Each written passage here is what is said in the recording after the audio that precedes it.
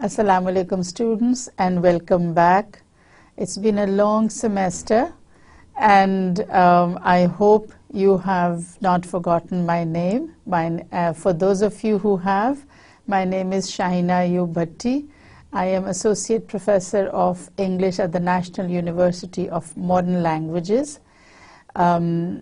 We did Prose 1 in the last semester, and now that you are all in the third semester, I shall be doing Prose 2 for you. And let me say it's been a pleasure teaching you long distance, but nevertheless teaching you and having you as students. Now in this semester, what we're planning to do is continue prose, but with a little difference. When I taught you Prose 1, you remember that we did essay writing, and we discussed essay writing as a genre, and then we discussed the styles of various essays, and I gave you examples from different essays. We did a lot of writers, and we did different kinds of essayistic style. Now we're going to follow more or less the same format for this module also. It is titled Prose 2 ENG503, and it's a rather comprehensive module, and in this module what I have tried to do is include whatever we could not, let's say, do in Prose 1. And since Prose 1 was restricted to essay writing, in Prose 2 we have more than one kind of writing. We're going to start with Jonathan Swift's Travelogue, and it's a travelogue that is very famous. It's one of the classics in literature. And you have different versions of it. Even in your childhood, you have Gulliver's Travels in an abridged form. Some of you may have read it, some of you may have watched the animated version of Gulliver's Travels and one of his voyages.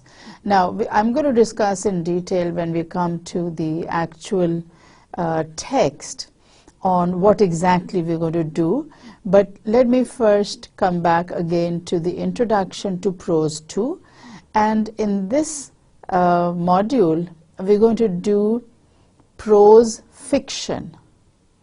What we did in Prose 1 was essay writing, and we were dealing with essay writing as a whole. In Prose 2, we're going to be dealing with prose fiction, and that is not just the short story, but it also includes travelogue. As we go on with today's lecture, I'm going to explain to you what exactly we're going to cover in this module and what we're going to do in this lecture. So let us begin with the introduction to the module Prose 2 ENG503. Now the first slide that you see gives you a number of points. It gives you the fact that English prose fiction appeared first as translations from the Italian novella in the 16th century. Now I'm not saying that English prose begins in the 16th century. What I'm saying is English prose fiction appears first as translations. Now, if you go back to your Prose 1 or even your poetry and drama, you will notice that English literature appears first in all its genres as translations. When I was doing Prose 1 with you, I emphasized the fact that the first essays were translations from the Latin. You will see a parallel here in prose fiction when you realize that English prose fiction actually has its beginning in the 16th century and it is mainly as translations. It is with the passage of time that prose develops and becomes such a strong genre that it is no longer dependent on translations.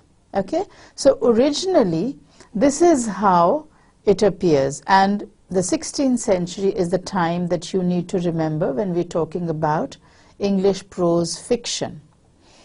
And then, although these translations have historical interest, the content is not interesting for the readers of English prose fiction. It's only because you want to trace the history of English prose fiction that you read these original translations, which are from the Italian novella. And when we talk about the 16th century, John Lyly is the one who comes to mind.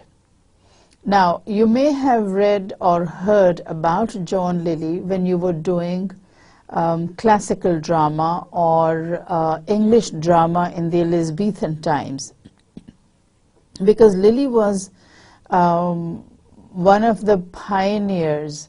He belongs to the group that was known as the University Wits, which was, if you remember, a group of dramatists basically who were writing at this time and who were writing for an educated audience, who were writing for a small group of people who could understand their language, the style, and the circumstances in which that entire piece of literature had its origin.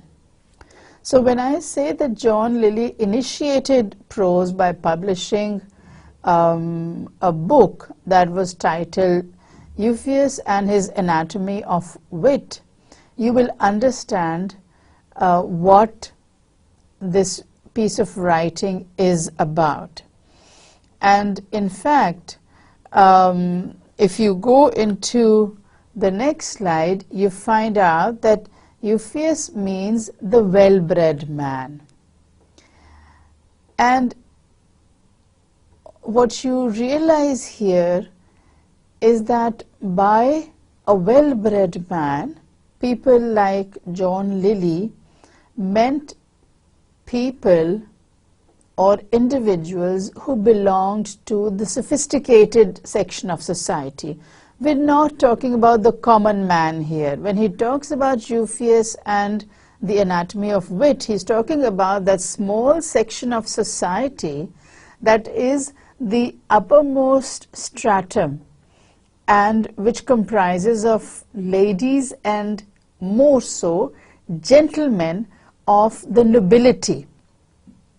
Now, the writing at this time that is being done, you have to keep in mind the fact that this writing is not for the common person.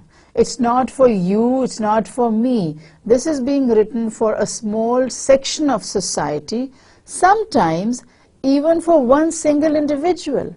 And this individual would remember and be able to associate himself with the text that was written. When I use the masculine gender, you've got to keep in mind the fact that the literature that is being produced at this time is mainly for the gentlemen of the nobility. There were very few women, even at this time, who could read and write.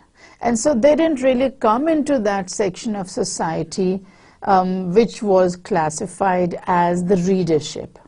So forgive me for those of you who feel that I use the masculine gender each time. It's because we're talking about a day and age. Remember, this is the Elizabethan age. We're talking about a day and age where there are very few women who are literate, and who can appreciate works of literature. So mainly it is for the male section of society that this is being produced.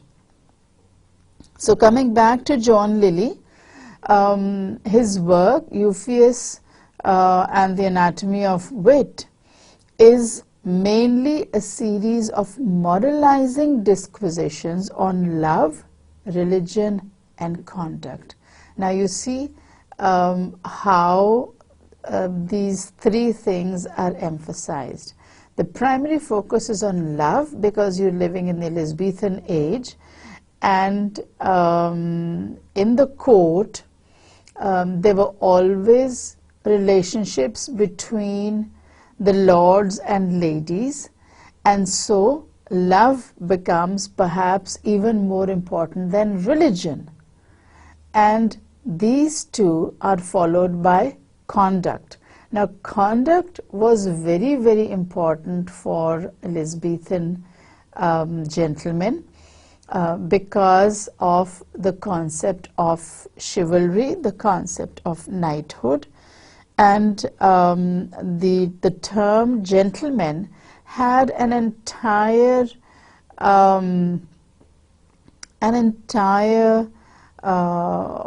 world of meaning that was encompassed. But we've been into that in the previous module, so I will not go into much detail here. Suffice it to say that what Lilly produced was for a small section of society, and it was his concept of what was wit, what was intelligence, what was humor. And this was all for a small section of society, that is the nobility. And this is followed by Sir Philip Sidney's Arcadia. Now Philip Sidney, if you remember, was a poet, he was a dramatist, he was also one of the group of men of letters known as the University Wits. He was a knight in the court of Queen Elizabeth, and he is also a critic. Now you're going to be studying criticism also, and you will be aware of Sir Philip Sidney's contributions on poesy. His seminal work in criticism is entitled Defense of Poesy. And when you're doing criticism, be sure to read Philip Sidney's viewpoints on the defense of poesy. They're very, very interesting. And he was writing back in the Elizabethan age in the 16th and 17th centuries. So Sidney's Arcadia is actually a description of the life of Sicilian shepherds. Now you would say, what does Philip Sidney have to do with Sicilian shepherds? But this is a fictionalized account, and it was written primarily for his sister, the Countess of Pembroke. Now you'd say, why would a person write only for one individual? If he had not written for that one individual, we would not have his Arcadia still to read and appreciate. But primarily, this was written for his sister. So Philip Sidney's Arcadia follows John Lilly's Anatomy of Wit as one of the two great works in prose fiction that were produced in the 16th century. So history tells us that the reign of Queen Elizabeth was followed by, do you remember your kings? Okay, Elizabeth I was followed by King James I and Charles I, and then the monarchy fell into disrepute to the extent that Charles I was executed, and there was a lot of political, social, economic upheaval in England until the Stuarts were sort of driven out of England, confined to Scotland, and William of Orange came in. And with the arrival of William of Orange, and we're talking about 1688, you finally had on the throne of England two persons who were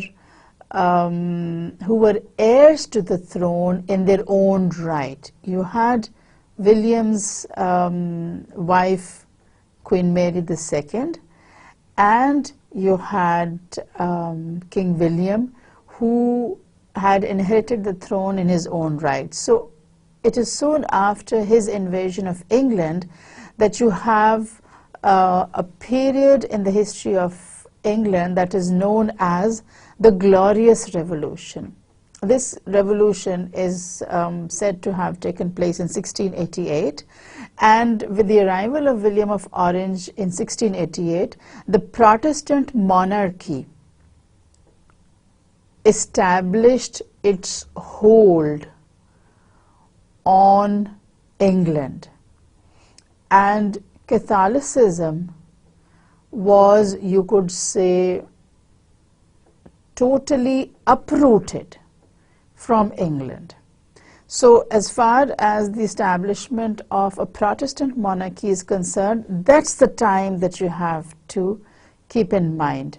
Now, I know some of you will be thinking that the first Protestant king is King Henry VIII, and then you have Queen Elizabeth, and then you have the Stuarts.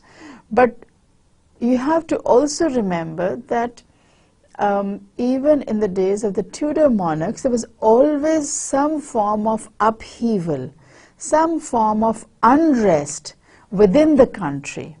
One of the reasons, of course, was that the Catholic and Protestant monarchs succeeded one another. Let's say King Henry VIII was followed by Edward VI, who did not live long, Jane Grey, who was Protestant but who only ruled for a few days, and then you had Queen Mary coming in, and so Catholicism came back. So there was always this upheaval that was going on within England, and it's with the Glorious Revolution in 1688 that you finally see a king and queen on the throne of England who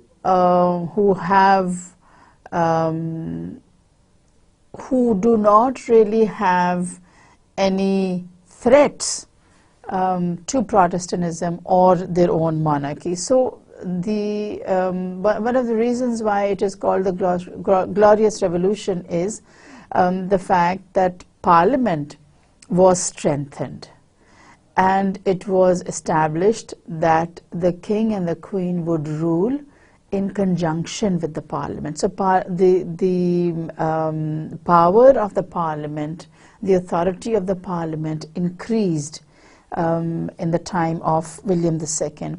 Another thing that gained a stronghold at this time was what is termed as the Newtonian physics.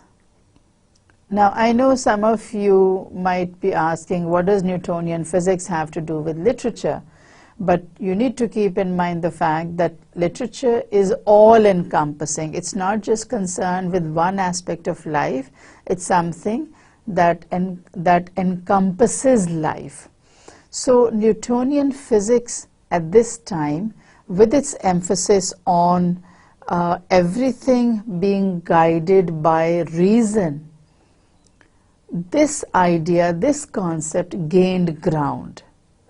So when Newton came up with his theories of physics, one of these ideas that he brought forward was that everything in this world, including human conduct, is guided by a rational order.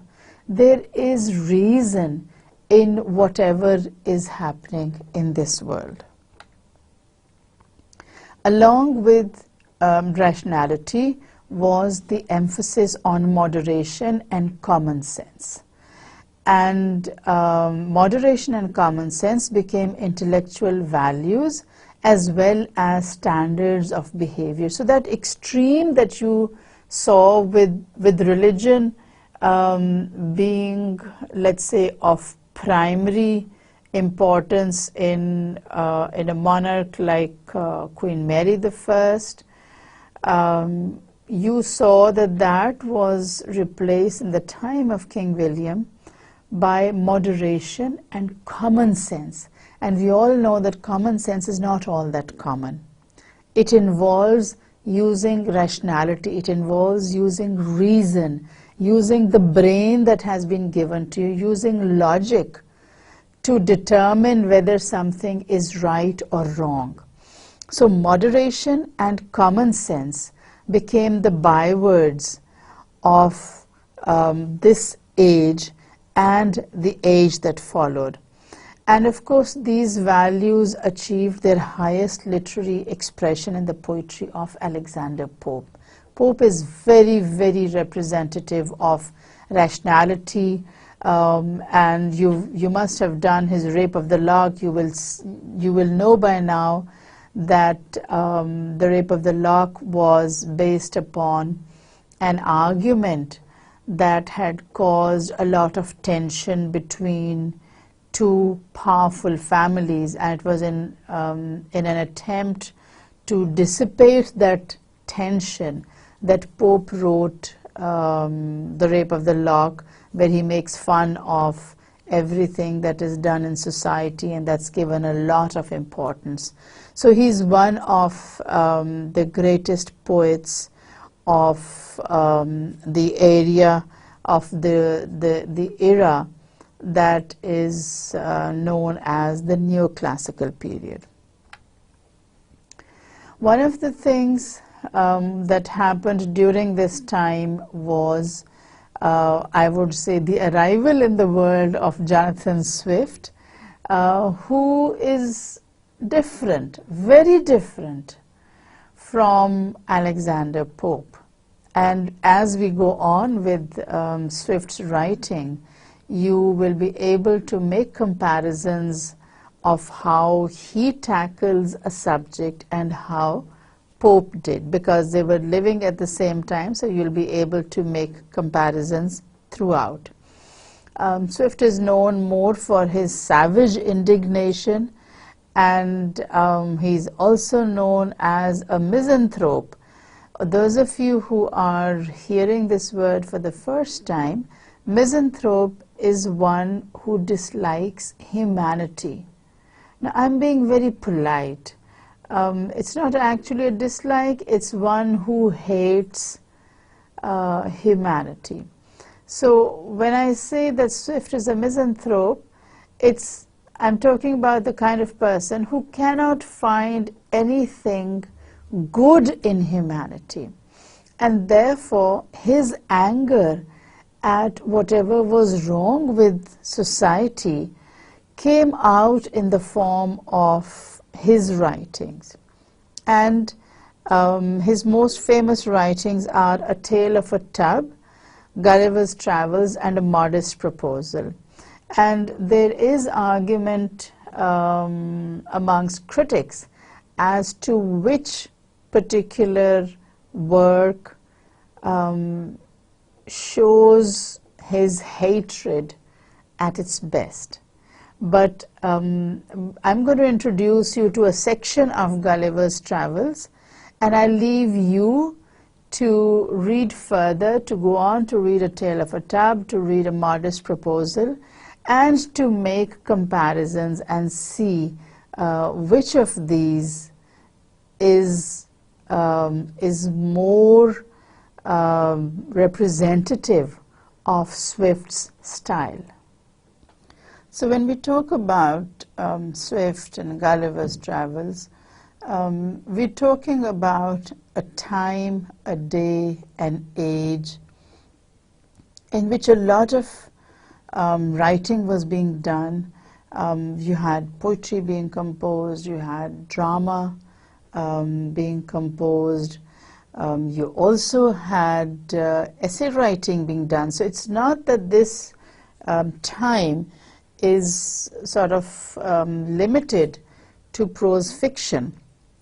And that brings me to another point that I wanted to make, and that is that the 18th century, and remember we have come on to the 18th century now. The 18th century was the age of town life with its coffee houses and clubs.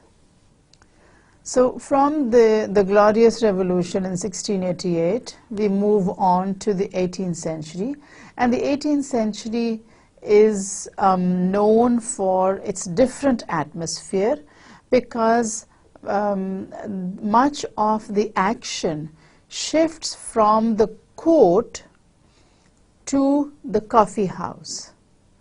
Now, it's just the action that is shifting. The characters still have a connection with the court. And so you'll see that whatever was being written at this time still had its connection with the court.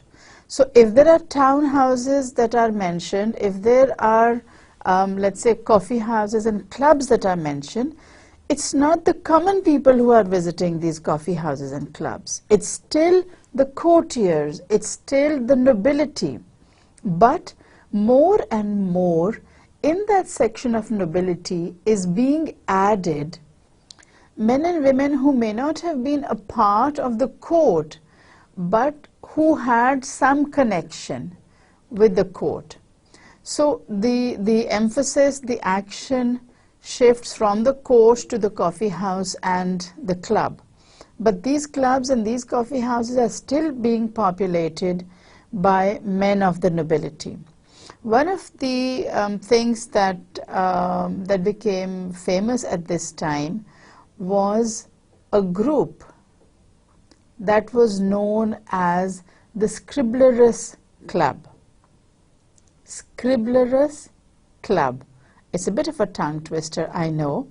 Anyway, so members of the Scriblerus Club, see how difficult it is. The members of the Scriblerus Club included Alexander Pope, Jonathan Swift, John Gay, and many others.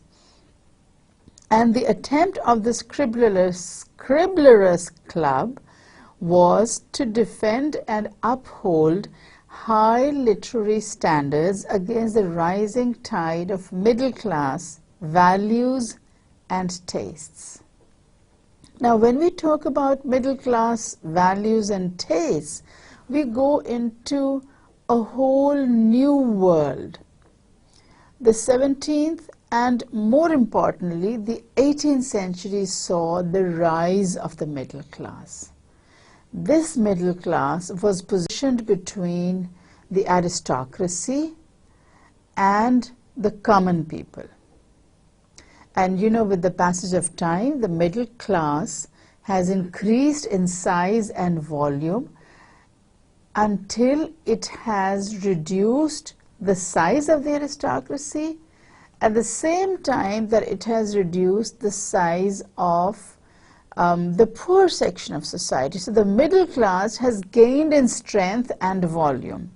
So to go back to the 18th century, this was the time when the middle class was rising. This is the time when the novel also comes into being and becomes one of the strongest forms of literary expression. You have people like Charles Dickens writing at this time.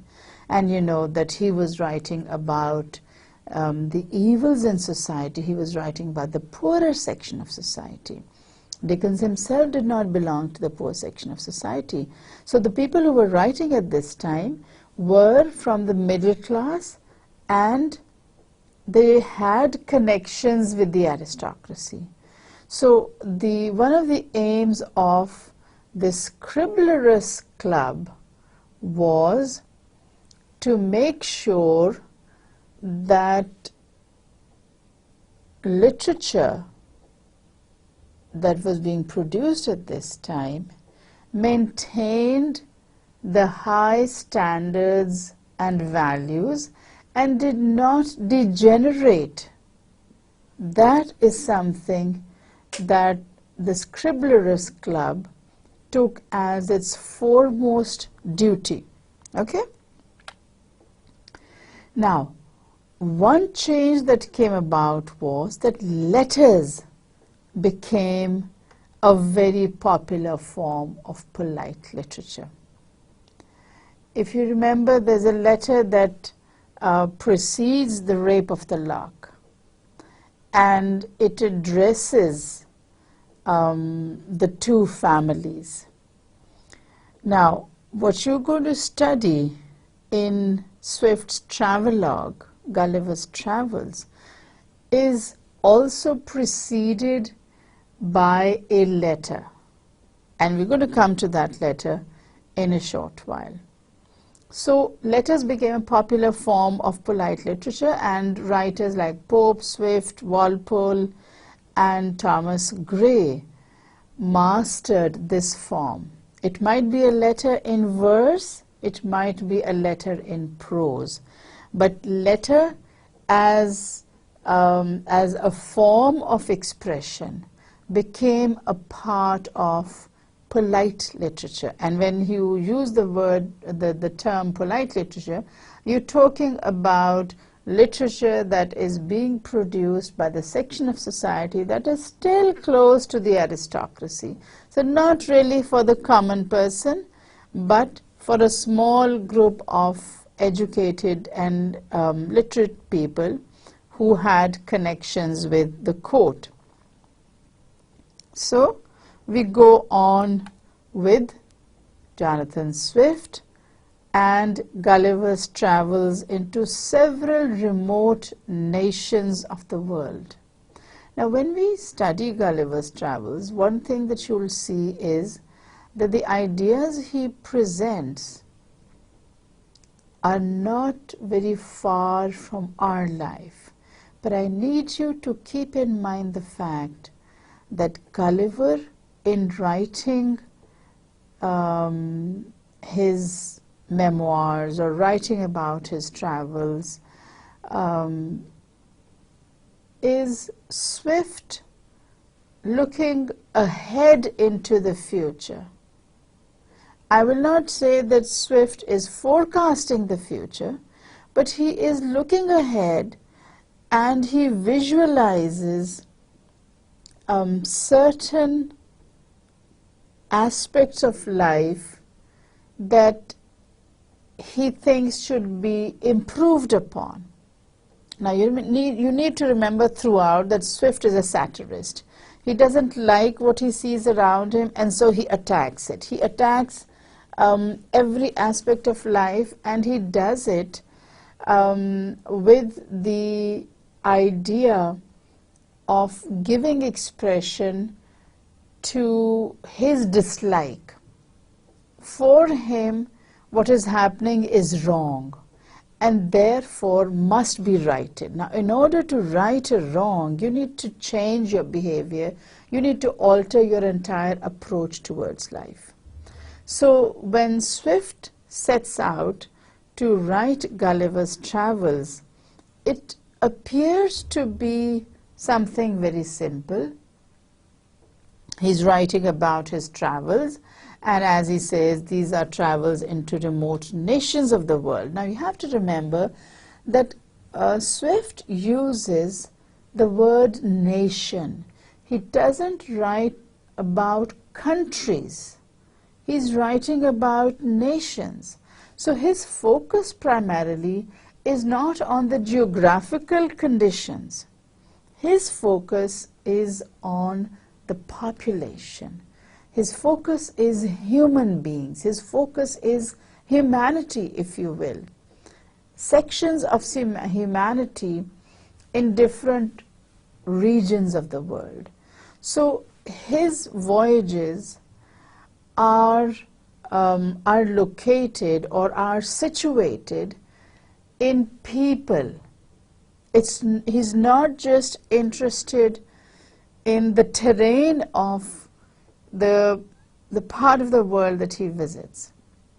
His focus is on the people, the characteristics, the temperaments, the personalities, the natures of people who inhabit different lands. So Swift titles it Gulliver's Travels into Several Remote Nations of the World. Now let's see how Swift starts off Gulliver's Travels.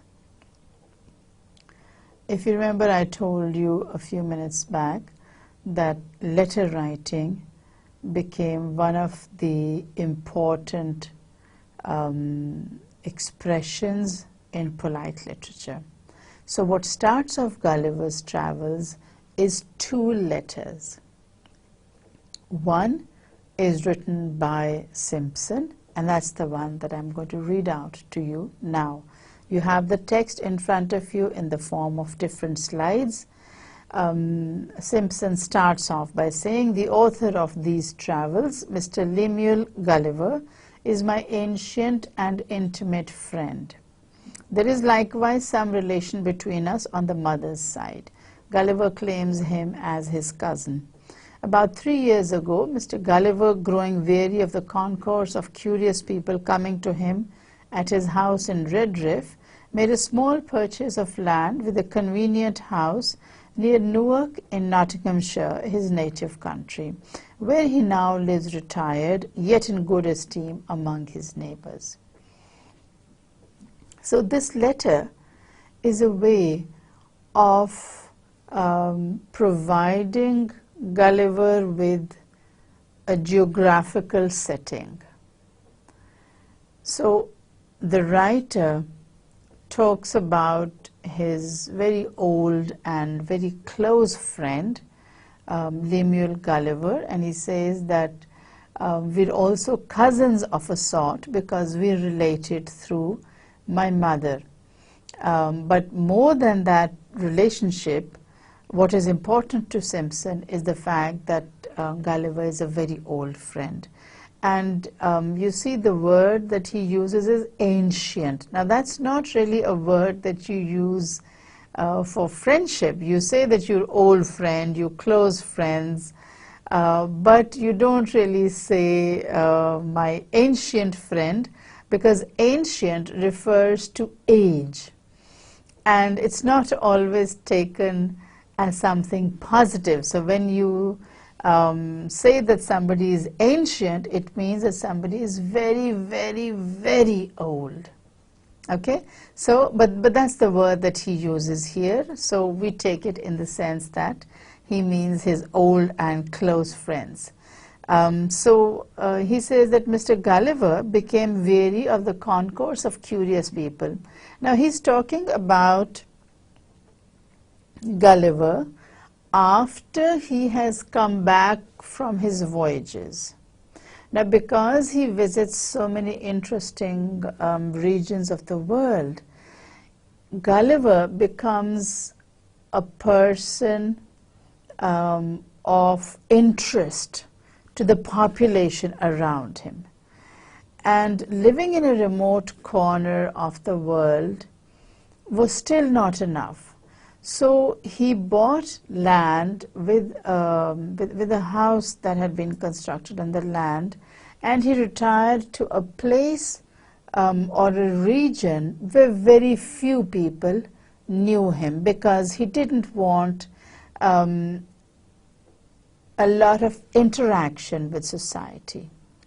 A lot of people want to live in the busiest part of the city, and those of you who live in the busy part of the city will know its pros and cons. You will know the positive side, and you'll also know the negative side. The positive side is there's a lot of life there.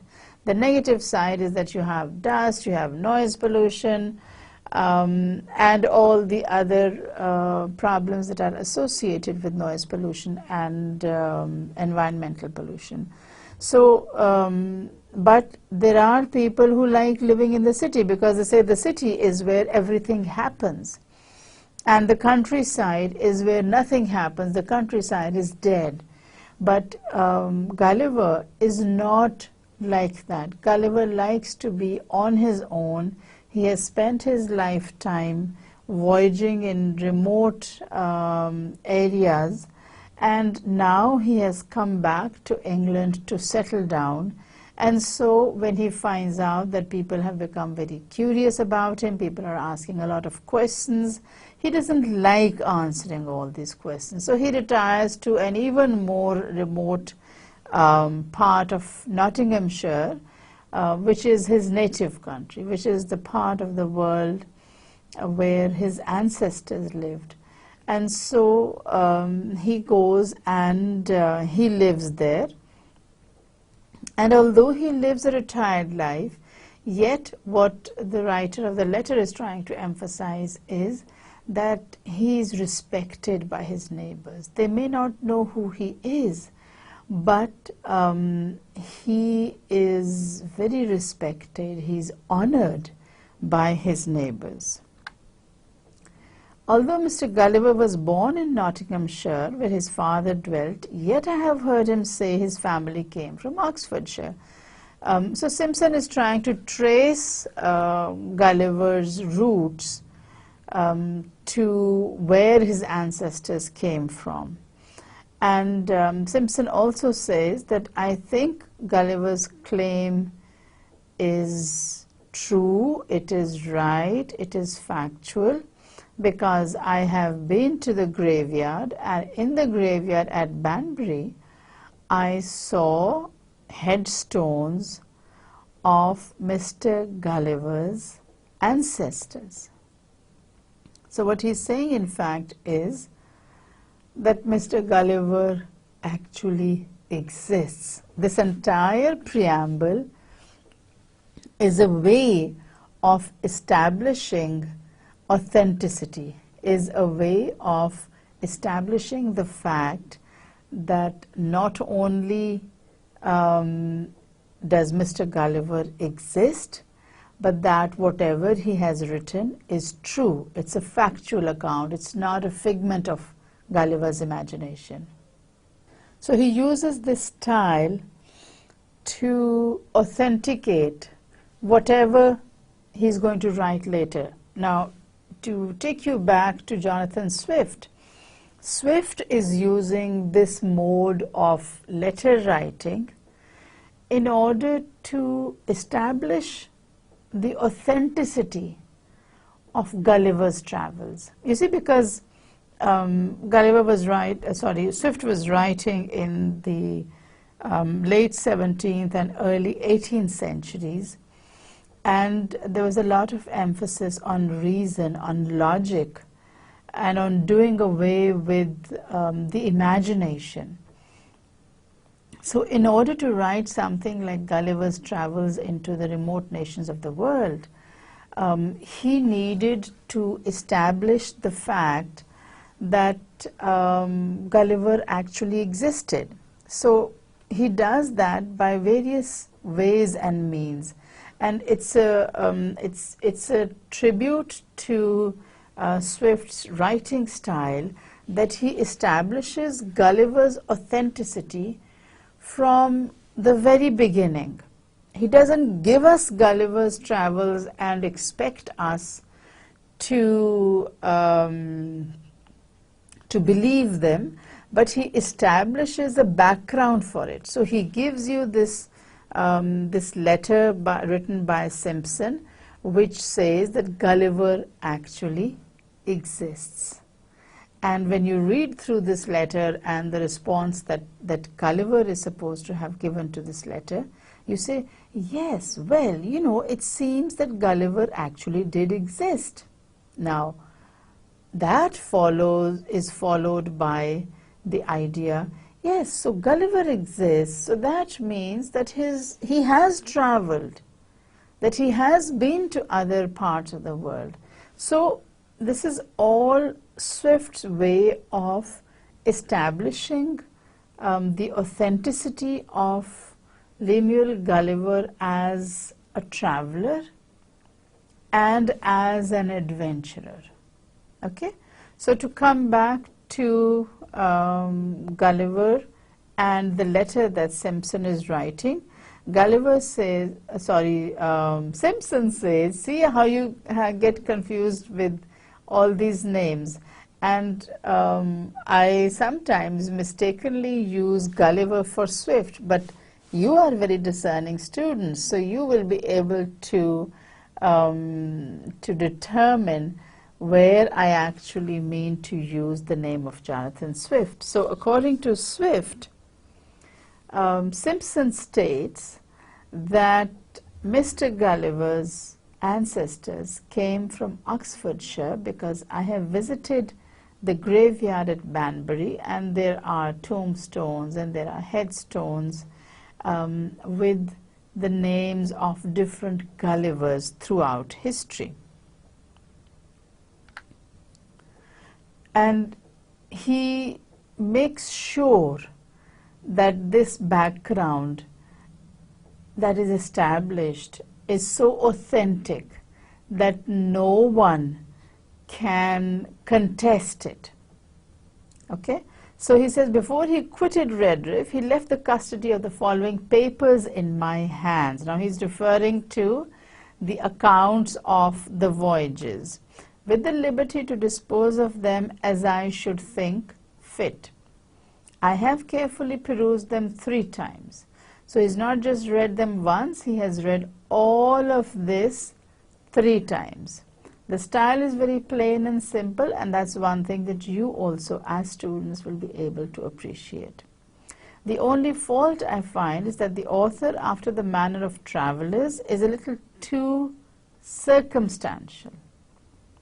So in order to establish the authenticity of Gulliver, to establish the validity of Gulliver's claims, Simpson says that there is one fault, and that is that Gulliver, like all these travelers, provides too much detail.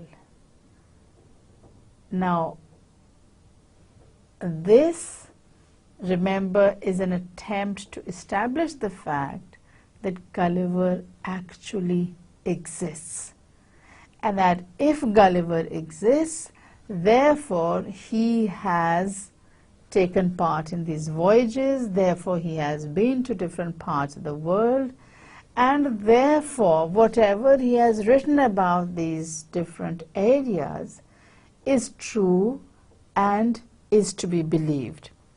So he says the style is very plain and simple, and Gulliver has added a lot of detail in his travelogue, in this sort of history of himself, in this biography of himself that he has written. There is an air of truth apparent through the whole, and indeed the author was so distinguished for his veracity that it became a sort of proverb among his neighbors at Redriff when anyone affirmed a thing, to say it was as true as if Mr. Gulliver had spoken it. So all this is an attempt to establish Gulliver as an individual who actually lives, who has a being. So Simpson says that before Gulliver left Redriff, he gave to me a whole bundle of papers which included his account of these different voyages. And all this, you need to remember as students, shows the writing style of Swift. It's not a letter that Simpson actually wrote. It's a letter that Jonathan Swift wrote, and that he wrote with the idea of authenticating Gulliver's account. Nobody would have believed it otherwise. If you say that something is very, very good, people have a tendency to look up and say, really? What makes you think it is very, very good? And so they try to find fault with it. So what Simpson is doing here and what Swift is doing in the voice of Simpson is establishing a background that is detailed, and in its detail it authenticates Gulliver as a seaman, Gulliver as a sailor or as a captain, but it establishes Gulliver as a human being who lived and who had a certain significance in society.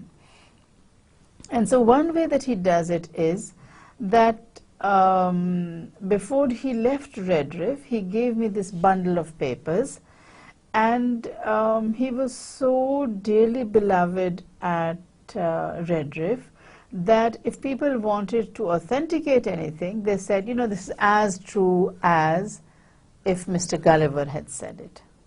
So he becomes the epitome, he becomes the one example that is to be followed for truthful speech, and somebody who is to be emulated, somebody who is to be copied. So everything that Simpson is saying, or everything that Jonathan Swift is saying through Simpson, is to establish the veracity of Gulliver, to establish Gulliver as an individual who actually existed, and not as somebody who is a figment of Swift's imagination. This is not a figment of Swift's imagination. This is a person who actually existed, and this is affirmed by the fact that there are Mr. Gullivers and Mrs. Gullivers and Gulliver children buried in the graveyard at Banbury, and when he was residing at Redriff, Gulliver had a very good name in that community. He was thought to be the example for truth, for truth and honesty. So all this is being done to give Gulliver a background and to give the character of Gulliver authenticity. By the advice of several worthy persons to whom, with the author's permission, I communicated these papers, I now venture to send them into the world, hoping they may be, at least for some time, a better entertainment to our young noblemen than the common scribbles of politics and party. You see what I mean when I say that Swift was a misanthrope, that Swift is a satirist? This is where he comes out with his inner feelings, his the ideas that he has about the society of his time. So he says that I've shown this manuscript, and again this is all to establish the authenticity of Gulliver's existence. He says, I've shown this to several distinguished people, and now that I have the permission of Mr. Lemuel Gulliver, I am publishing these papers. Now he doesn't say I'm publishing this novel or this book or this travelogue. He says I am publishing these papers. So I'm sending them out into the world. Sending them out into the world is publishing these papers, making it available to society at large, hoping they may be, at least for some time, a better entertainment to our young noblemen than the common scribbles of politics and party. Now this at once takes you back into the age, the times. According to Swift, the young noblemen of the time were divided into political parties. You know that they had two parties in England, the Whigs and the Tories. Now you have, what is it? Does anyone know? The Liberals and the Conservatives. And you have a third party that has come up in the last couple of decades, and that is the Labour Party. So in England, you have three parties now, but for a very long time, there were only two, the Liberals and the Conservatives. And these emerged out of the two parties in the 17th and 18th centuries, that was the Whigs and the Tories. According to Jonathan Swift, young men, noblemen, are divided into Whigs and Tories. And you know, by this time the Whigs and Tories, or noblemen in general, could all read and write. And so what they were doing was they were writing against each other. There were political pamphlets that were being published, and in this each party would accuse the other one of having done various things or of not having done certain things. So Swift says that these papers or this travelogue will provide young noblemen with something to do, with something to read that is definitely better than what he calls the common scribbles of politics and party. So he doesn't think that what is being written at this time is worth being mentioned. He doesn't give it any importance, any significance at all, but he calls it common scribbles. And that gives you his opinion of the work that is being produced. This volume, he says, would have been at least twice as large if I had not made bold to strike out innumerable passages relating to the winds and tides, as well as to the variations and bearings in the several voyages, together with the minute descriptions of the management of the ship in storms in the style of sailors. Likewise, the account of longitudes and latitudes, wherein I have reason to apprehend that Mr. Gulliver may be a little dissatisfied. So, coming back to the beginning of the slide, this is a rather long slide. Swift says, through Simpson, that I have reduced the size of this volume. It's not as long as it was when Mr. Gulliver first gave it to me. And he says the reason is that Gulliver, being a traveler, being a voyager, has a tendency to expand himself unnecessarily with details that is not really interesting to the readers. So what I have done is I have taken on the responsibility of pruning Gulliver's fiction, or of pruning Gulliver's work.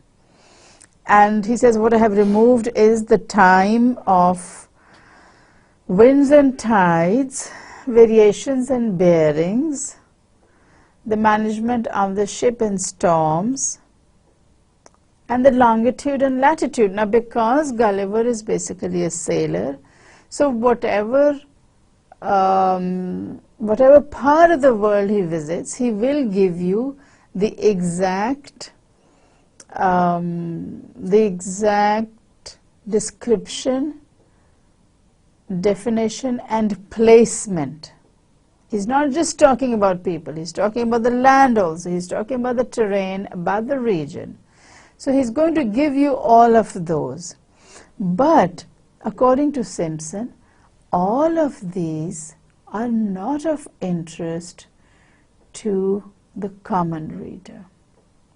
What is interesting for the common reader is the description of the nations that he visits, the description of the regions that he visits, but they're not really interested in that long voyage and Gulliver writing day in and day out.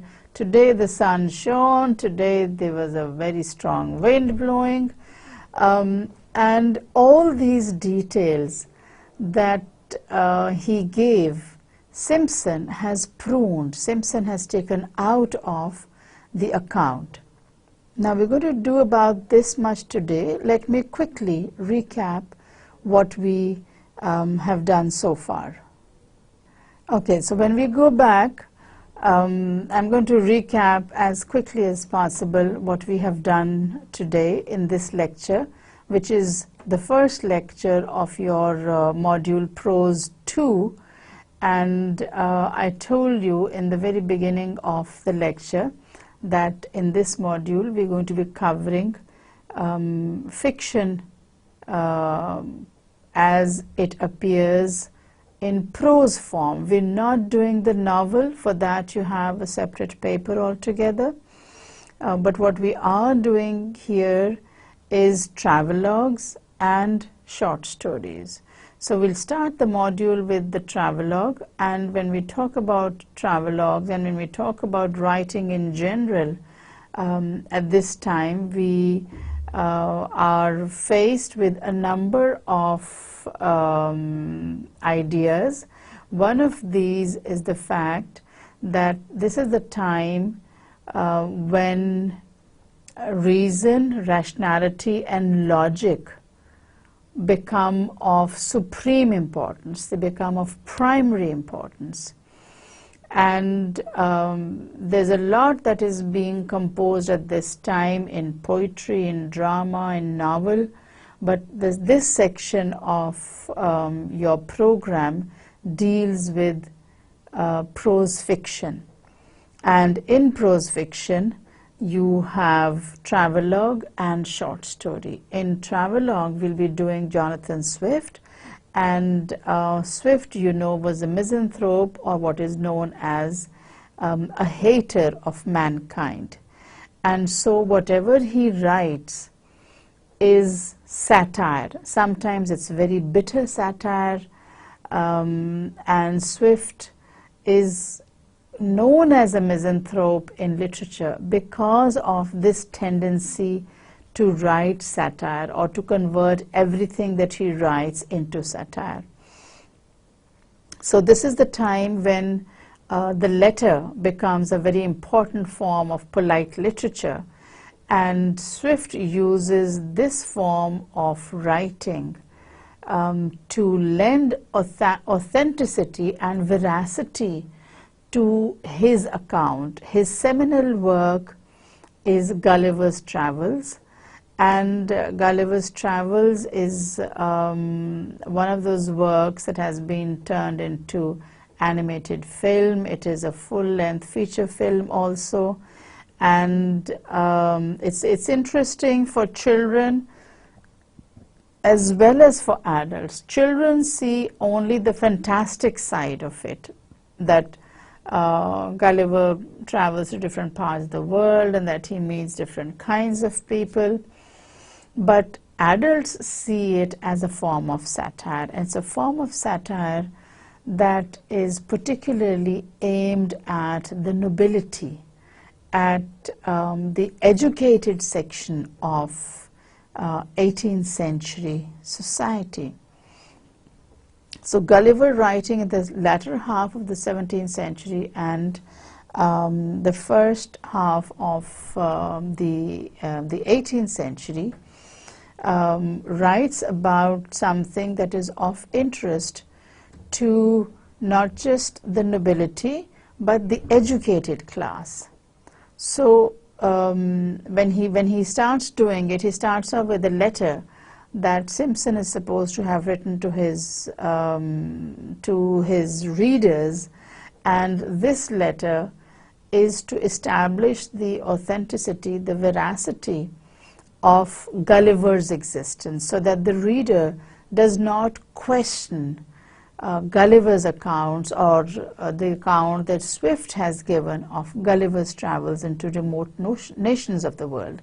And I also emphasize the fact that Swift is talking about nations. He's not talking about geographical regions, although the geographical terrains also vary in Gulliver's different travels. But what Swift is trying to focus on is not the geography, but humanity, mankind. He's talking about human beings. He's talking about their characteristics. He's talking about the whims and fancies of human beings. And one reason why he's doing it is because this is the time when you see the political scenario dominated by two parties, the Whigs and the Tories. And in this letter that Simpson is supposed to have written to his readers, he mentions the fact that this is going to be of more interest to the noblemen, and at the same time it will also keep them away from the kind of discussions that that are being generated in polite society, and which are not going to be beneficial in the long term for these noblemen. Okay, I hope you're going to enjoy this module as we go on. That is about all for today. We will pick up from the same point in the second lecture. Thank you, and Allah Hafiz.